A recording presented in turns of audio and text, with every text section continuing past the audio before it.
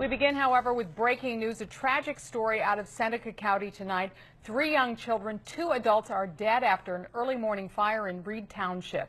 Good evening, everyone. I'm Diane Larson. And I'm Lee Conklin. Authorities tell us a truck driver spotted the flames in the distance just before 3:30 this morning.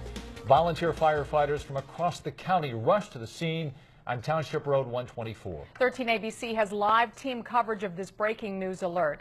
Our Amy Montgomery talks to school leaders about this morning's tragedy. But we begin with Lisa Guyton. She's been on the scene all afternoon. Lisa, do investigators have any idea what sparked this awful fire?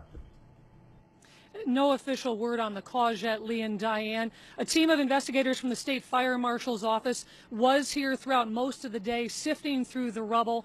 I can tell you that this fire was so intense that the home collapsed on itself, leaving behind nothing more than this pile of debris. Now, there's no official word yet on the identities of those 5 victims. The last body was recovered this afternoon. Flames quickly reduced the house to nothing more than a pile of debris. It was an emotional day for the crews involved in putting out the flames and searching for the victims. A painstaking and painful process. This is a very close community, and these children were known in the school system, and these firefighters, many of them knew this family. It's a very difficult day. Volunteers from 5 different departments were on the scene. Many of them were here for almost 12 hours. And for some, that was after putting in a full day at their regular job.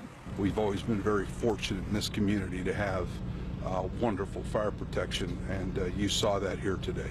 There are no hydrants in the area, so water to battle the flames was trucked in. They actually draw water from various facilities. We had one about 2 miles down the road here south, drawing out of a neighbor's pond, and it makes for very difficult firefighting, particularly in weather where you've got 27-degree outside temperature. You've got a wind chill that's running that down to below 20 degrees. And it's hard work, and they do it well. The children were all students in the Seneca East School District. News of the fire hit district leaders hard this morning. They're notifying students in their system. They're sending letters home, and I know that they have pastoral assistance and counseling assistance there in the district. Now, we're told the family had recently moved into this home. Public records indicate the house was owned by Joseph Hamilton, but once again, no official word if he and his family were in fact the victims of this fire. It could be days until the state fire marshal's office makes a ruling on the cause and the official identities of the victims are released. Also, at this point, there is no word if in fact there were working smoke detectors in the house. Reporting live in Seneca County, Lisa Guyton, 13 ABC Action News. And authorities do tell us those young children were students at Seneca East School. Letters went out to families today trying to explain the tragedy. 13 ABC's Amy Montgomery continues our live team coverage tonight. Amy?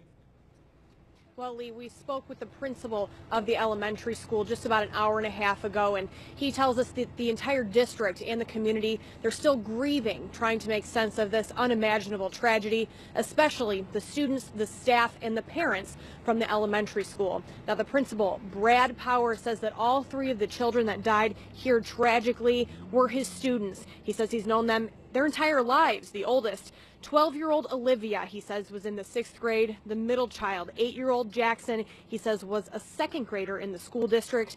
And the youngest, 6-year-old Lincoln, was a kindergartner. Power says the whole family was a model in the school district, and he describes all the kids as happy and respectful. Now, again, as you would imagine, this has been a very difficult day for the entire community. Power says today was the most difficult in his 27 years here in the district, but he says he finds comfort in the memories.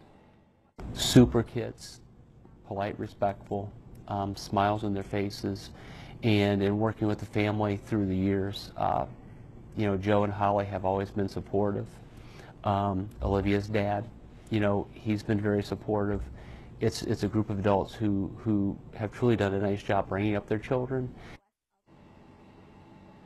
Now, the district, they did send home letters with all of the students explaining to district families exactly what happened here this morning.